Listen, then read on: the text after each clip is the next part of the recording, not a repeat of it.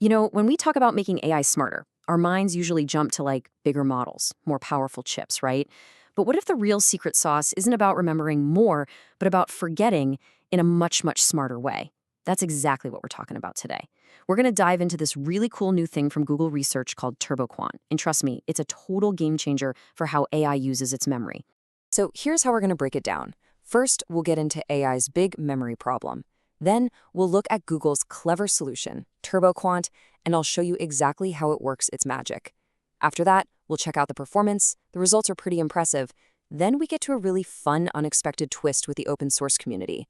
And finally, we'll wrap up by talking about why any of this really matters for the future of AI. All right, let's get right into it. To really get why TurboQuant is so cool, you first have to understand the problem it's trying to solve. And that problem is the crazy high cost of AI simply remembering stuff. So let me ask you this. What's the single biggest thing holding back these super powerful AI models we're all using? You might think it's the raw speed of the computer chips. But more and more, the real bottleneck is just the sheer amount of stuff the AI has to keep in its short-term memory to follow a conversation or read a long document.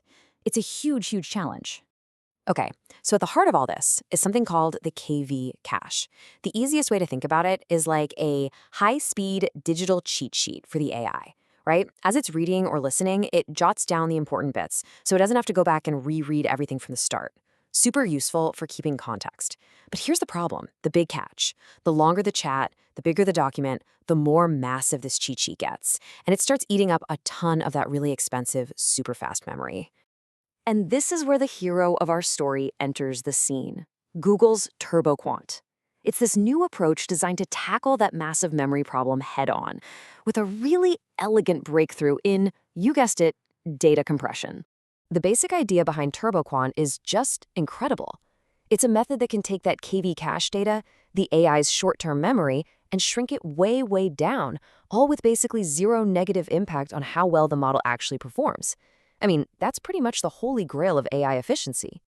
So the big question is, how on earth does it actually pull this off? Let's get into the nitty-gritty. The secret is this really clever two-step process that looks at data compression from a totally new angle. It all boils down to two main stages. First, it uses a technique they call polar quant, and its job is to basically rotate the data into a shape that's easier to work with. Then, a second algorithm called QJL comes in and does a tiny one-bit error check to clean things up. Now, this first step is brilliant.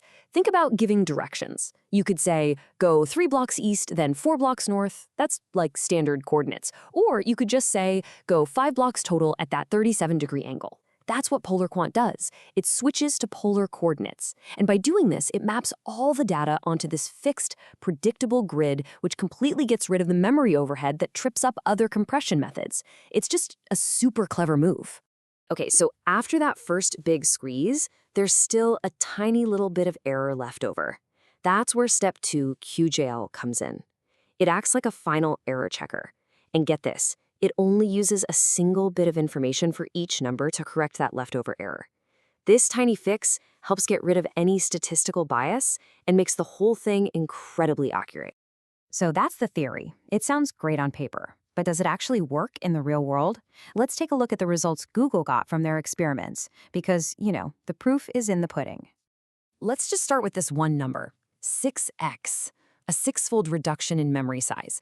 And that was on these really hard needle-in-a-haystack tests, where the AI has to find one tiny fact buried in a mountain of text.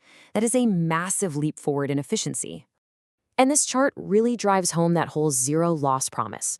Just look at the first 2 bars. You've got the full-power Llama model and the TurboQuant version that's been compressed 4 times. Their scores? Identical, 0.997.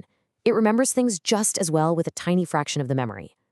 Now look at that third bar, another popular method called Kiwi. You can see a clear drop-off in performance there. This table gives us an even better look under the hood.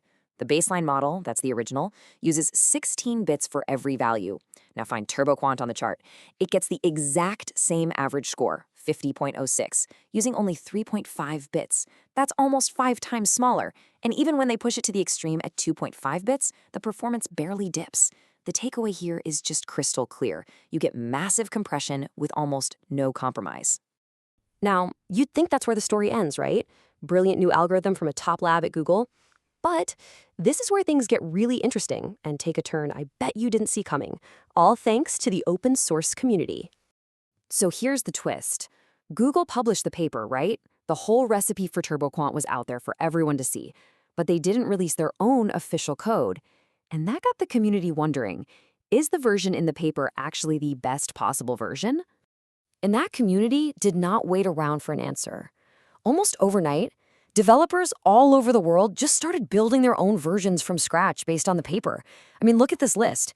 At least 6 different teams jumped on it, coding up versions in Python, C, even Rust. It was a race to see who could bring the idea to life first.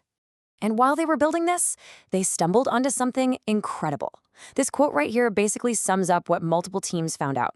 That second step, the clever QJL error checker from the paper, it turns out it might actually make things worse in the real world.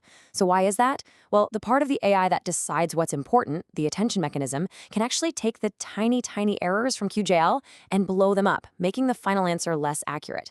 What the community figured out was, hey, just using step 1 by itself, it often works even better. How wild is that?